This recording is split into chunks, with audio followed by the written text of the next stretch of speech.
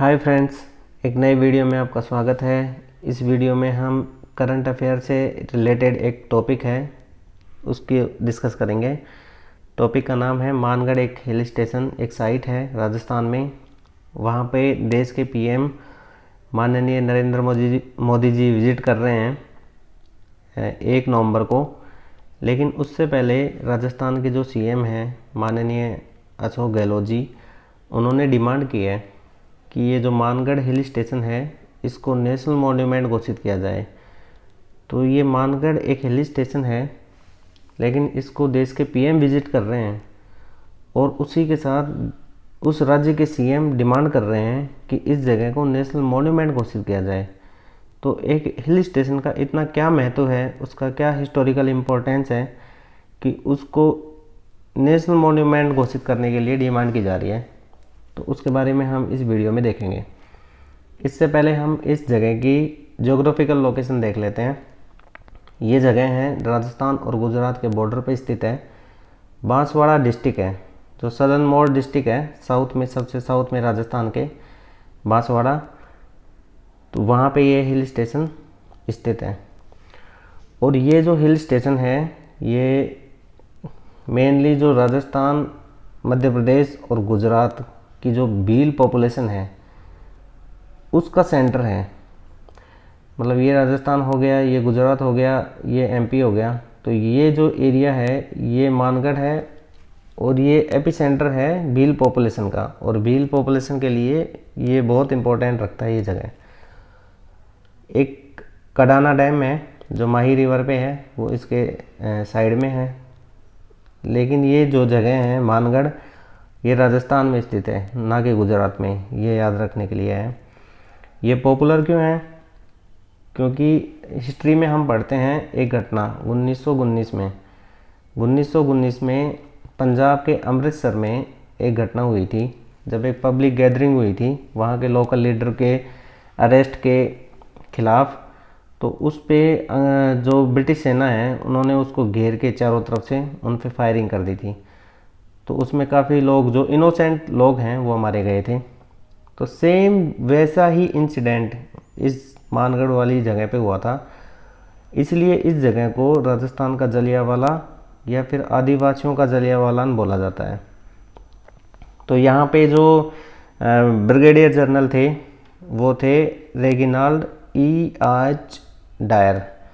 तो उन्होंने जो वहाँ पे भील जो पॉपुलेशन इकट्ठी हुई थी उन पे उन्होंने फायरिंग कर दी थी और लगभग 1500 के अराउंड भील जो थे, इनोसेंट भील जो वहाँ पब्लिक गैदरिंग कर रहे थे, वो मारे गए।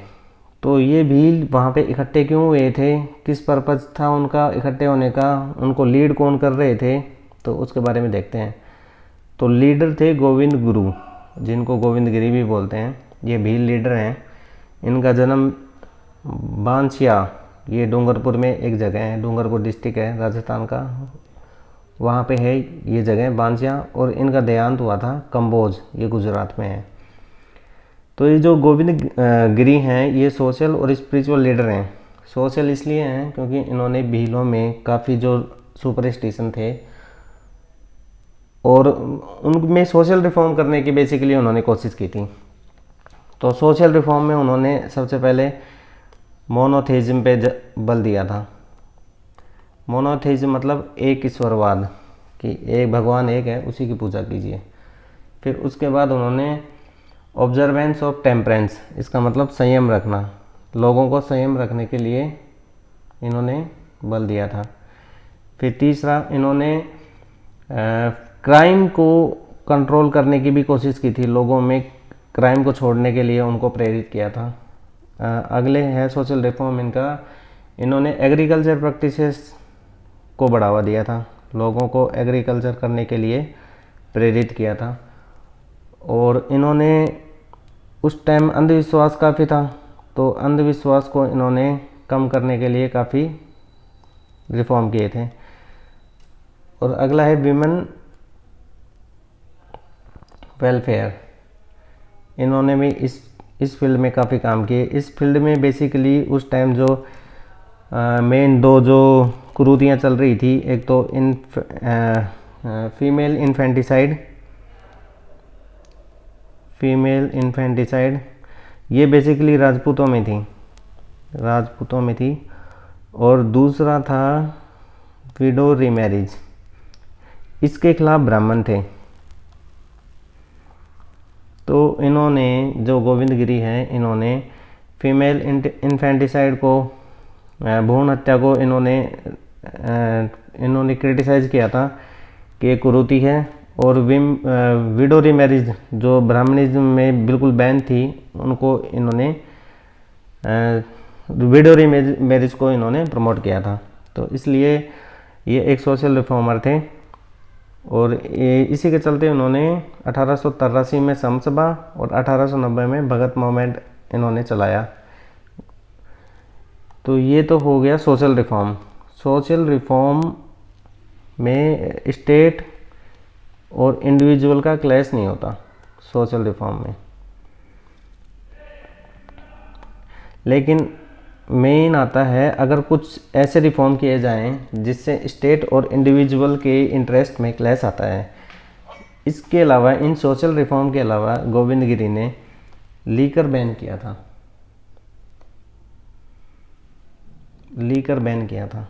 मतलब इन्होंने शराबबंदी बैन कर दी थी। तो इनके जो फॉलोअर्स थे उन्होंने शराब पीना बंद कर दिया था।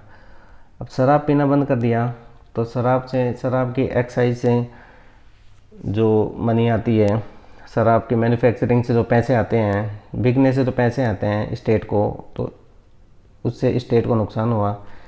तो इससे स्टेट और गोविंद गिरी के जो फॉलोअर्स थे या गोविंद गिरी थे, उनके इंटरेस्ट में क्लैश हो गया। और दूसरा इनका रिफॉर्म था जिसकी वजह से इनका और स्टेट का क्लैश हुआ, वो था इन्होंने माना कि भील जो जाति है, Bhils are the rightful owner of their land. मतलब भील जो हैं वो अपनी ज़मीन के खुद मालिक हैं। तो अगर कोई अपनी ज़मीन का खुद मालिक है तो वो लगान नहीं देगा, और अगर वो लगान नहीं देगा तो स्टेट को नुकसान होएगा। तो स्टेट को नुकसान होने की वजह से स्टेट और इनके बीच में क्लैश हो गया। तो ये जो दो रीज़न थे, मेनली लीकर एक रीज़न था, शराबबंदी। तो इसकी वजह से स्टेट और इनके बीच में क्लैश हुआ और उसी के खिलाफ इन्होंने मानगढ़ में एक पब्लिक गैदरिंग की थी, जिसको घेर के जो प्रिंसली स्टेट और ब्रिटिश आर्मी है उन्होंने इन पे फायरिंग की और 1500 के अराउंड भील मारे गए। ये कुछ अनसंग हीरो हैं इंडियन फ्रीडम मूवमेंट के, जिनको प्रेजेंट गवर्नमेंट ने दोबारा से याद करने की कोशिश की है। तो इसी के लिए पीएम वहाँ पे विज़िट करेंगे। तो राजस्थान के सीएम ने उनको याद दिलाया है कि इसको वो नेशनल मॉन्यूमेंट घोषित करें।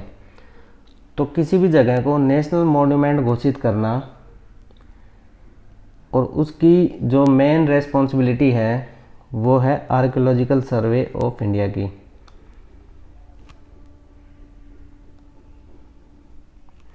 आर्कियोलॉजिकल सर्वे ऑफ इंडिया ये डेजिग्नेट करते हैं किसी भी जगह को नेशनल मॉन्यूमेंट। तो उसका कुछ क्राइटेरिया होता है, वो क्राइटेरिया देखते हैं। पहला, उस जगह की हिस्टोरिकल इम्पोर्टेंस होनी चाहिए।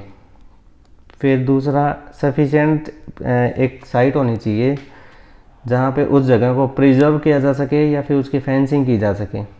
और इतनी ऐसी एक्सेसिबल जगह होनी चाहिए जहाँ पे जो लोग हैं जो इजीली उस जगह को एक्सेस कर सकें, मतलब वहाँ आ जा सकें इजीली।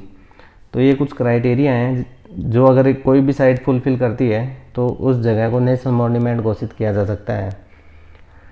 तो ये वीडियो मानगढ़ से रिलेटेड था। होप आपको ये वीडियो पसंद आया। अगर आपको पसंद आया तो प्लीज़ लाइक कीजिए, शेयर कीजिए और सब्सक्राइब करना ना भूलें। Thank you so much.